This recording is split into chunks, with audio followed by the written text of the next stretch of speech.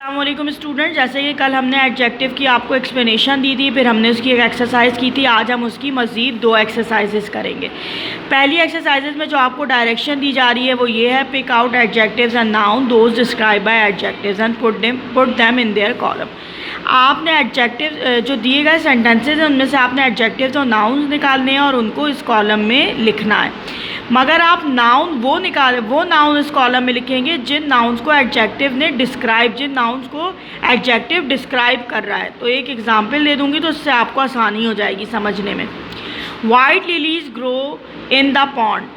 White lilies कहते हैं हम फूलों को, एक फूल है उसको लिली कहा जाता है, उसका नाम लिली है। तो यहाँ पे क्या बोला जा रहा है, white lilies grow in the pond.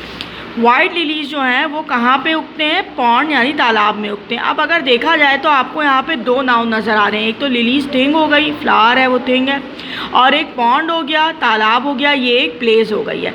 मगर आपने नाउन यहाँ पे कौन सा लिखना है, वाइट क्या है, ये वाइट बता रहा है लिलीज को, सफ़ेद रंग की लिलीज हैं जो कि पॉन्ड में उगती हैं। तो ये उसका रंग बता रहा है। एडजेक्टिव आपको किसी चीज़ का टेक्सचर, रंग, उसकी रूप, उसकी अच्छाई बुराई, खासियत खूबी, उसकी तादाद, ये सब क्या है वो एडजेक्टिव बताएगा। उसके बारे में कि वो कैसा है, कैसा दिखता है, अपीयरेंस, तो ये एडजेक्टिव बताता है। वो जो वर्ड ये इनके बारे में, तमाम नाउन के बारे में चीज़ें बताएगा जो मैंने आपको बताई थी, वो एडजेक्टिव कहलाएगा।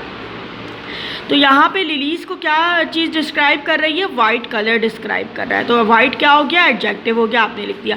मगर अब आपने नाउन कौन सा लिखना है, लिलीज़ या पॉन्ड।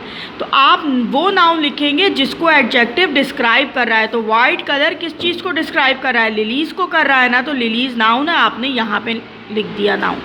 फिर the girl sat on the plastic chair. लड़की जो है वो बैठी थी कहाँ, प्लास्टिक की चेयर पर।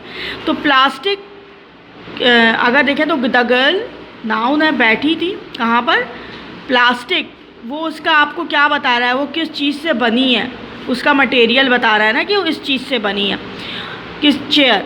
तो अब ये क्या हो गया, प्लास्टिक, ये उसकी मतलब मटेरियल है, उसकी खूब खासियत बता रहा है कि वो इस चीज़ से बनी है। तो प्लास्टिक से ज़ाहिर सी बात है चेयर बनी है। अब वो नाउन कौन सा लिखेंगे, आप गर्ल तो नहीं लिख सकते क्योंकि गर्ल्स तो प्लास्टिक से नहीं बनती हैं, चेयर ही बनी है। तो आप क्या लिखेंगे यहाँ पे, प्लास्टिक को तो एडजेक्टिव में लिखेंगे, मगर चेयर क्या हो जाएगा यहाँ पे नाउन। अब मेरे ख्याल से 2 एग्जाम्पल जो मैंने आपको दे दी है वो आपको समझ आ गया होगा कि आपको आगे के सेंटेंसेस कैसे करने हैं। सबसे पहले आपने करना है, the boy drinks cool lemonade. लड़का पीता है ठंडा लेमनेड, जिसको हम शिकंजीन यानी लीमू के शरबत कहते हैं। तो अब यहाँ पे जो एडजेक्टिव है वो उसको आपने यहाँ लिखना है और नाउन को आपने यहाँ लिखना है, वो नाउन जिसको एडजेक्टिव डिस्क्राइब कर रहा है। The girl plays with a lovely doll. लड़की खेलती है अपनी खूबसूरत सी प्यारी सी गुड़िया से। The colourful kite flies in the sky. वो रंग बिरंगी पतंग जो है वो उड़ती हैं आसमानों पे। We like to eat ripe apple. हमें खाना पसंद है पके हुए सेब। Kittens like to drink warm milk. बिल्ली के बच्चों को पसंद है गर्म दूध पीना। I have 12 balls. मेरे पास 12 गेंदे हैं। Roses are red. गुलाब के फूल लाल हैं। My classroom is big. मेरी क्लासरूम बड़ी है। Sara solve the sum quickly. Sara sums को फ़ौरन से सॉल्व कर लेती है।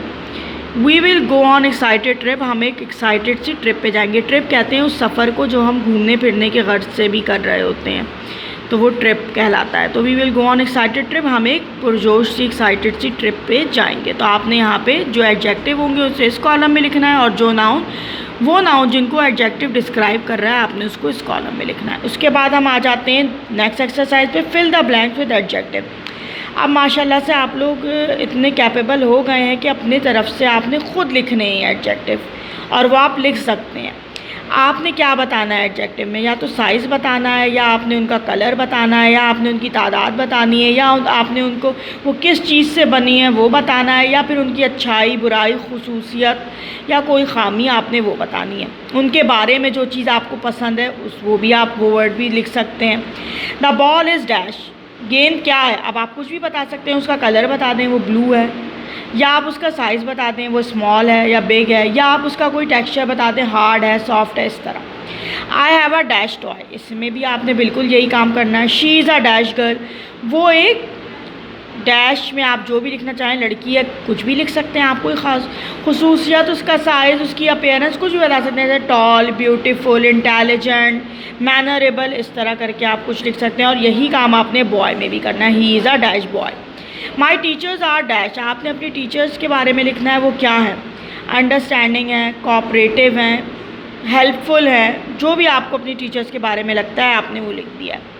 Sana has a dash earring,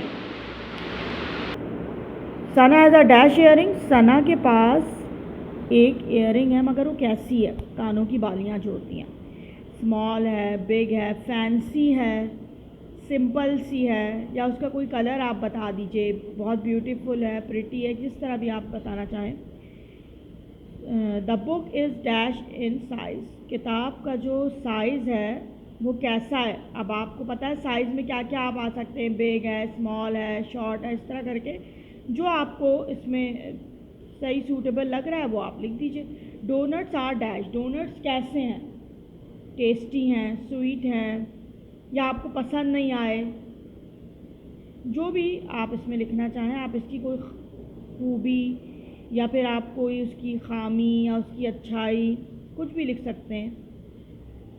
आपने इस तरह करके ख़ुद से ये एडजेक्टिव को फिल करना है। ये दोनों एक्सरसाइजेज आपने अपनी लैंग्वेज की कॉपी में लिखनी है और डेट डालना आज की मत भूलिएगा। काम न्यू पेज से शुरू करेंगे और जब ये पहली एक्सरसाइज ख़त्म हो जाएगी तो फिर न्यू पेज जितनी भी जगह बच जाए, न्यू पेज से फिर आपने, मगर उसके नीचे से नहीं करना, न्यू पेज से आपने ये वाली एक्सरसाइज करनी है।